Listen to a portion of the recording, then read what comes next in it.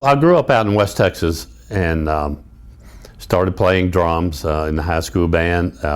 We formed a band, a little rock and roll band, became very successful.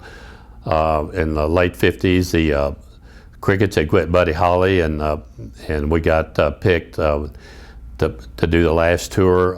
Waylon Jennings was the bass player. After Buddy got killed, I was Waylon Jennings' first drummer.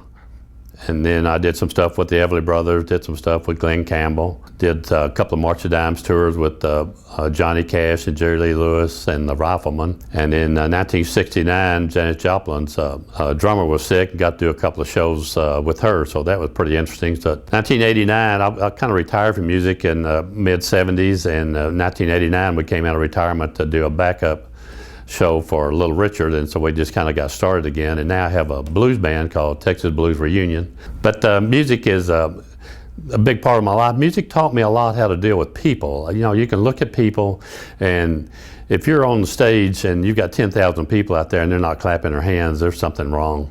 You either got to turn the volume up, you got to do something. And I've followed that in the car industry for Salesman of the Year for about 3 or 4 years in a row. I've been Salesman of the Year for a bunch of times in the 15 years I've been here. And they've made trophies out of them for me. But due to my music background, it was very appropriate, and it just became a very interesting office. I'll tell you what makes this place special is it's a very laid-back atmosphere.